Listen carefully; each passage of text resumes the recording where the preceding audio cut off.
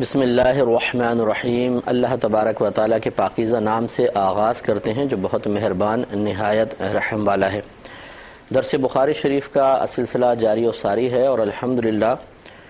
ویسے تو جو ریگولرلی ہم چلتے آ رہے ہیں 89 نمبر حدیث تک ہم پہنچ گئے تھے اور 90 حدیث کا آغاز کرنا تھا، 90 نمبر حدیث کا، لیکن جیسے کہ میں نے پچھلے پروگرام میں بھی وضاحت کی تھی کہ ایک دو حدیثیں ہماری درمیان میں غلط فہمی کی بنا پر رہ گئی تھیں، تو بہتر ہے کہ پہلے ان کو کور کر لیا جائے۔ تو ان میں سے اب ایک حدیث 77 نمبر حدیث پاک رہ گئی ہے، یہ کر کے انشاءاللہ پھر ہم اپنی اسی سابقہ ترتیب پر دوبارہ آ جائیں گے اور پھر بالترتیب ہماری حدیثیں آگے چلیں گی۔ 77ویں حدیث حضرت محمود بن ربیع سے مروی ہے، یہ اپنے بچپن کا واقعہ بیان کرتے ہیں، اور آپ کو یاد ہوگا کہ شاید یاد ہو کہ اس میں جو امام بخاری رحمۃ اللہ علیہ نے باب قائم کیا ہے وہ تھا کہ بابو متی یصح السماع الصغیر، کہ کم سن یعنی چھوٹے بچے کا سماع حدیث کب صحیح ہوتا ہے۔ گویا کہ اس میں محدثین کا اختلاف ہوا کہ اگر کوئی چھوٹے صحابی ہیں وہ اپنے بچپن کا واقعہ نبی کریم صلی اللہ علیہ وسلم کی کوئی بات بڑے ہو کر بیان کرتے ہیں تو کیا وہ حجت ہوگی؟ کیا اس سے مسائل نکالے جائیں گے، یا ان کی کم سنی کا اعتبار کرتے ہوئے کہ شاید یہ چھوٹے تھے صحیح نہ سن سکے ہوں اس کو نظر انداز کر دیا جائے گا؟ تو آپ کو بتایا تھا کہ اس پہ اکثر متفق ہیں کہ اگر ایک بچہ 6-7 سال کا ہے یا 5 سال کا بھی ہے اگر، لیکن بہت سمجھدار ہے اور انہوں نے نبی کریم صلی اللہ علیہ وسلم کی کوئی بات سنی تھی اس بچپنے کی حالت میں، پھر جوان ہو کر بڑے ہو کر انہوں نے اس بات کو بیان کیا کہ میرے بچپن میں ایسا ہوا تھا، نبی کریم صلی اللہ علیہ وسلم نے اس طرح میرے سامنے ایک بات کو بیان کیا تھا، تو بالکل ان کا قول ایک شرعی حجت ہوگا۔ تو اسی پر یہ حدیث پاک لے کر آئے ہیں۔ پہلے لائے تھے ابن عباس رضی اللہ تعالی عنہما کی حدیث کہ جس میں انہوں نے بتایا تھا کہ نبی کریم صلی اللہ علیہ وسلم نے میری خدمت سے خوش ہو کر مجھے گلے بھی لگایا اور میرے لیے دعا کی کہ اللہ تعالیٰ اس کو قرآن کا فہم عطا فرما۔ اور دوسری یہ حدیث ہے جو حضرت محمود بن ربیع رضی اللہ تعالی عنہ سے مروی ہے، یہ کہتے ہیں، میں اس کا عربی متن بھی آپ کی خدمت میں عرض کرتا ہوں، یہ کہتے ہیں کہ اقلت من النبی صلی اللہ علیہ وسلم مجتن، مجھے نبی کریم صلی اللہ علیہ وسلم کی طرف سے ایک کلی کرنا یاد ہے۔ مجہا فی وجہی، آپ نے وہ پانی کی کلی یا پانی جو تھا اپنے منہ میں بھر کے میرے منہ پہ ڈالا تھا، میرے چہرے پہ ڈالا تھا۔ وَأَنَا ابْنُ 5 سنین، اس حال میں کہ میں 5 سال کا لڑکا تھا۔ من دلوین، ایک ڈول سے۔ بامحاورہ ترجمہ یہ ہے کہ آپ فرماتے ہیں کہ نبی کریم صلی اللہ علیہ وسلم نے ایک ڈول سے پہلے پانی پیا اور پھر اپنے لعاب دہن اقدس کے ساتھ اس پانی کو ملا کر میرے چہرے پر نبی کریم صلی اللہ علیہ وسلم نے اپنے دہن مبارکہ سے اس پانی کو ڈالا۔ تو یقیناً یہ سرکار صلی اللہ علیہ وسلم نے آپ کو برکات سے نوازنے کے لیے ایسا کیا۔ تو اس سے اب یہ چونکہ دیکھیں 5 سال کے بچے ہیں لیکن سمجھدار تھے، تو اس حدیث سے بالکل استدلال کیا جائے گا کہ نبی کریم صلی اللہ علیہ وسلم چونکہ آپ امام وقت تھے، نبی کریم اللہ کے نبی تھے، تو اور پھر آپ کا جو دہن اقدس تھا وہ برکات کا مجموعہ تھا، اور آپ کے لعاب دہن اقدس کی بڑی برکات مختلف مقامات پر ظاہر ہوئی تھیں۔ کہیں تو آپ نے کھاری پانی کے اندر اپنا لعاب ڈالا تو وہ میٹھا ہو گیا، شیریں ہو گیا۔ منقول ہے کہ آپ نے آٹے کے اندر اپنا لعاب دہن اقدس ملایا تو وہ بڑھتا چلا گیا اور اتنی روٹیاں بنی کہ 1100-1400 صحابہ کو پوری ہو گئیں۔ اسی طرح آپ نے اگر سالن میں اپنا لعاب دہن اقدس ڈالا تو وہ بڑھ گیا، جیسے کہ جابر رضی اللہ تعالی عنہ کی دعوت میں آپ نے فرمایا تھا۔ اسی طریقے سے آپ نے ایک صحابی کی آنکھ میں، جیسے حضرت علی کرم اللہ وجہہ الکریم کے بارے میں بھی منقول ہے کہ غزوہ خیبر میں نبی کریم صلی اللہ علیہ وسلم نے ارشاد فرمایا کہ کل ایک شخص ایسا ہوگا کہ اللہ تبارک و تعالی اس کے ہاتھ پر خیبر کے قلعے کو فتح فرما دے گا اور میں اس کو علم دوں گا۔ تو اگلے دن سارے صحابہ منتظر تھے کہ شاید نبی کریم صلی اللہ علیہ وسلم مجھے علم عطا فرما دیں، ہر ایک کی تمنا تھی۔ لیکن اس محفل میں حضرت علی کرم اللہ وجہہ الکریم نہیں تھے۔ نبی کریم صلی اللہ علیہ وسلم نے ارشاد فرمایا کہ علی کہاں ہیں؟ تو بتایا کہ رسول اللہ وہ اس لیے نہیں آ سکے ہیں کہ ان کو آشوب چشم کا مرض ہو گیا ہے، آنکھیں دکھنی آ رہی ہیں، پانی مسلسل بہہ رہا ہے، اس لیے وہ یہاں پر نہ آ سکے۔ نبی کریم صلی اللہ علیہ وسلم چونکہ اللہ کا حکم تھا،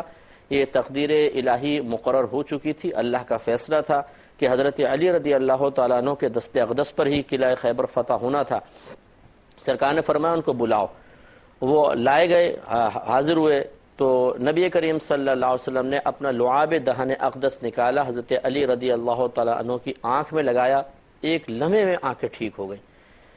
اسی طرح حضرت سلمہ بن اکوع رضی اللہ تعالی عنہ، یہ ایک صحابی تھے جو نبی کریم صلی اللہ علیہ وسلم کے کام سے گئے تھے اور پھر آپ کی پنڈلی مبارکہ شہید ہو گئی تھی، آپ گر گئے تھے اور اس سے آپ کی پنڈلی کی ہڈی ٹوٹ گئی تھی،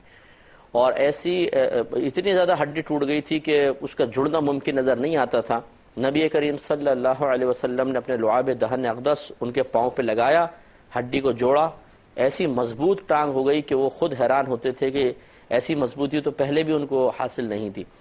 تو نبی کریم صلی اللہ علیہ وسلم کے لعاب دہن اقدس میں اللہ نے بڑی برکات رکھی، تو نبی کریم صلی اللہ علیہ وسلم نے ان حضرت محمود بن ربیع رضی اللہ تعالیٰ عنہ پر خصوصی کرم فرمانے کا ارادہ کیا، اللہ کی اجازت سے، اللہ کے حکم سے، اللہ کی عطا سے، اور آپ نے پانی کی منہ میں پانی بھرا اور وہ ان کے چہرے کے اوپر ڈالا۔ ویسے اگر کوئی شخص کرتا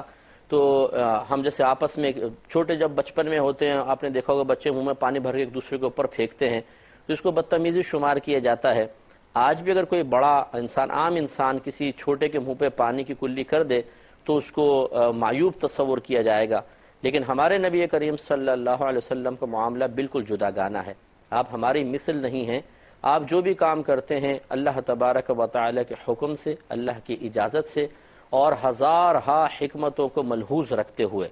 آداب تو آپ کی بارگاہ سے ادب سیکھتے ہیں، تو معاذ اللہ ثم معاذ اللہ آپ سے کسی بے ادبی کا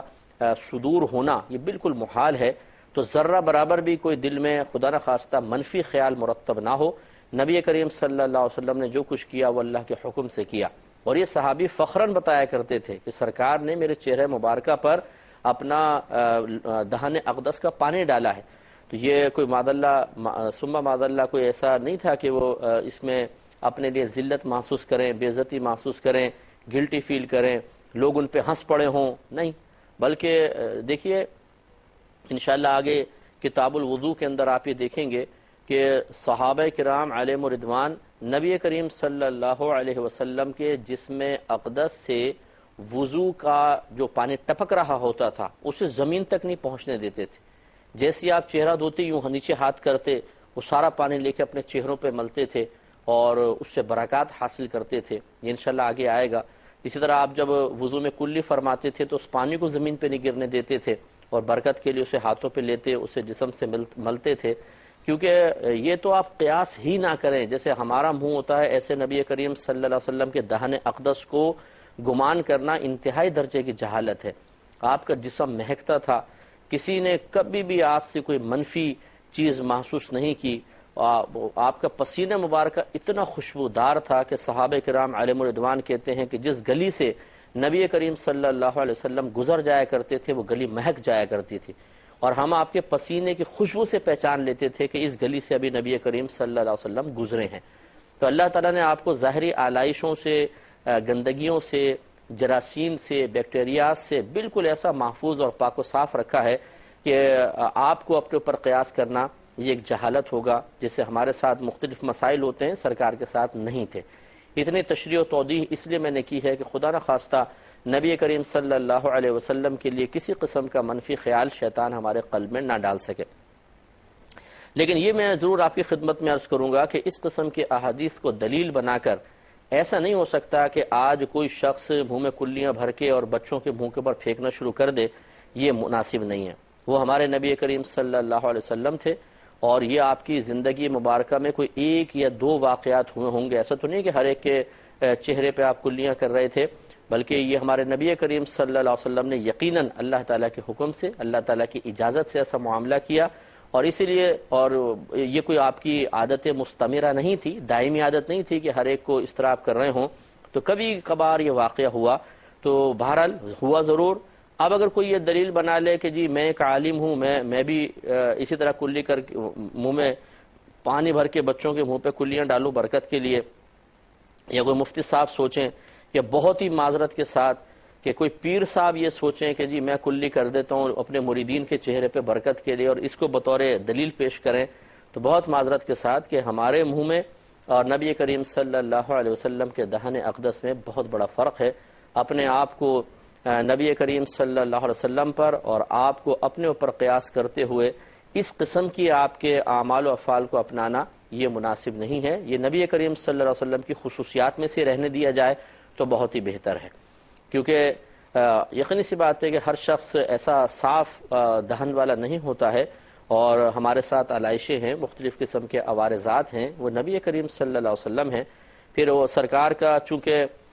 دہن اقدس، پھر آپ کا لعاب مبارکہ کی برکات، تو جس پہ آپ کر رہے ہیں وہ بھی کوئی مطلب برا محسوس نہیں کر رہا ہے، بلکہ فخر کر رہا ہے، برکت حاصل کر رہا ہے۔ یہاں پر ہو سکتا ہے کہ اگر کوئی شخص کسی کے اوپر کرے، بالفرض ایک بڑے شیخ ہیں، کوئی پیر صاحب ہیں، وہ کر رہے ہیں، تو ایک تو دیکھنے والے کراہت محسوس کرتے ہیں، کیونکہ ہر ایک کے قلب میں اتنی عقیدت ہوتی نہیں ہے، اور نہ ہر ایک اس چیز کو لائک کرتا ہے، پسند کرتا ہے۔ وہ صحابہ کرام سرکار سے عشق کرتے تھے، ان کی الگ کیفیات تھیں، الگ طبیعتیں تھیں، ان میں نبی کریم صلی اللہ علیہ وسلم کا وہ عمل کرنا بالکل زیبا تھا اور کوئی مسئلہ نہیں تھا۔ لیکن آج کل کے دور میں اعلانیہ طور پہ سب بیٹھے ہوں، کسی ایک کے منہ پہ کلی تو کر کے دیکھیں، ہو سکتا ہے کہ لوگ پیر صاحب سے بدظن ہو جائیں، یار یہ کیا کلیاں کر رہے ہیں چہرے کے اوپر، بھائی عجیب و غریب پیر صاحب ہیں۔ تو اس لیے اس قسم کے معاملات کو اپنے لیے ایک دلیل بناتے ہوئے اور عمل پیرا ہونے کی کوشش کرنا قطعاً غیر مناسب ہے، اس سے اجتناب کرنا چاہیے۔ تو بیان کرنے کا مقصود صرف ایک حدیث کا بیان ہے، کیونکہ ترتیب میں آ رہی تھی، کوئی ترغیب دینا مقصود نہیں ہے۔ جو اس سے ہمیں سبق حاصل ہو رہا تھا وہ آپ کو بتا دیا۔ ہاں، اس سے یہ ضرور ثابت ہوا کہ نبی کریم صلی اللہ علیہ وسلم کے جسم اقدس سے جو بھی چیز مس ہو جاتی ہے، ٹچ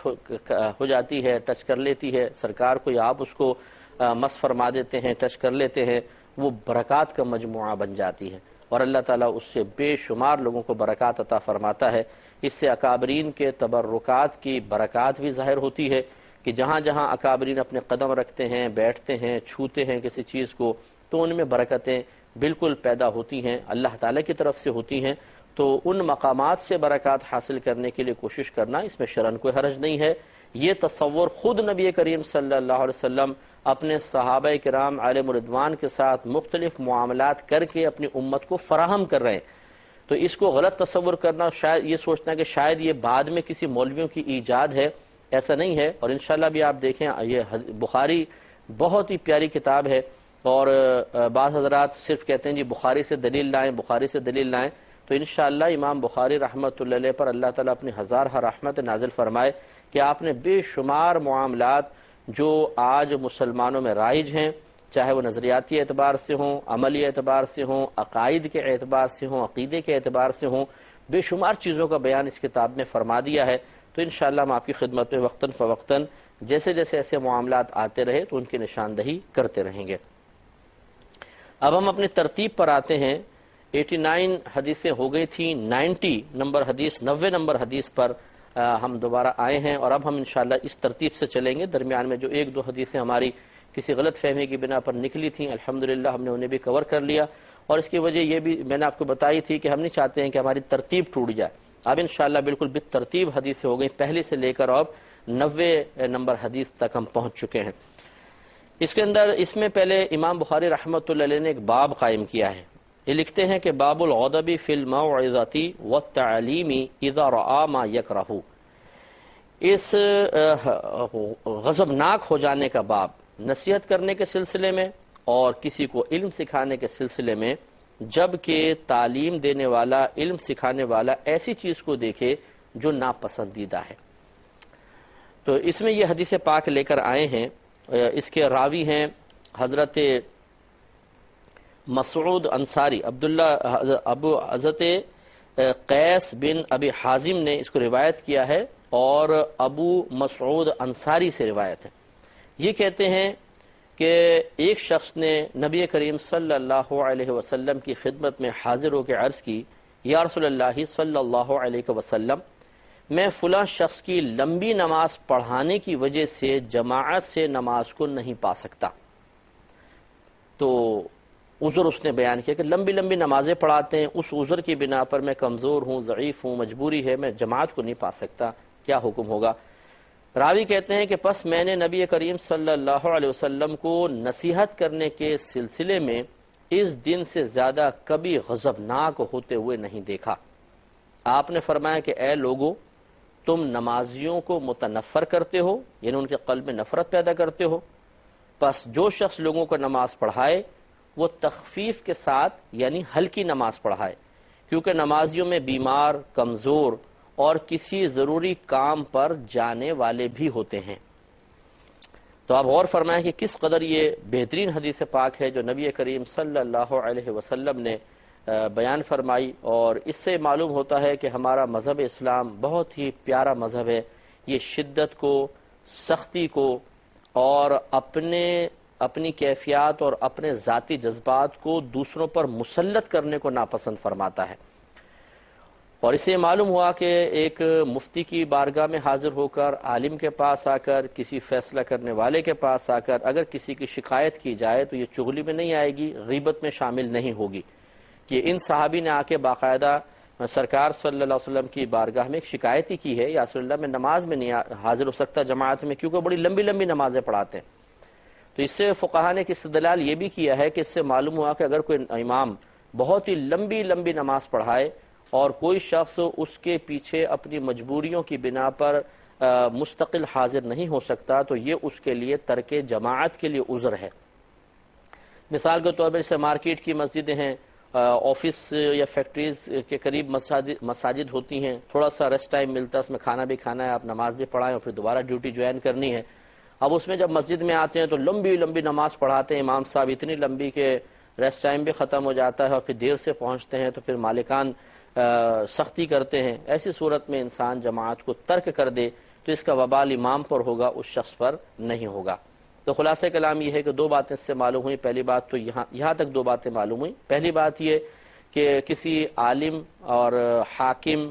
یا کسی جج کے سامنے، مفتی صاحب کے سامنے، قاضی صاحب کے سامنے، اسی طرح اگر بچوں میں باہم گھر میں جھگڑا ہو جاتا ہے تو ماں باپ کے سامنے، اسٹوڈنٹس کوئی پرابلم کا شکار ہو جاتے ہیں تو اپنے ٹیچرز کے سامنے کسی کی شکایت کرنے میں کوئی حرج نہیں، بشرطے کہ واقعی صرف معاملہ سلجھانا مقصود ہو، فیصلہ لینا مقصود ہو، کسی کو مروانا، کسی کی پٹائی کروانا، کسی کو بے عزت کروانا مقصود نہ ہو تو یہ بالکل جائز ہے۔ اس پہ مزید کلام کریں گے لیکن نیکسٹ پروگرام میں۔ وآخر دعوانا ان الحمدللہ رب العالمین۔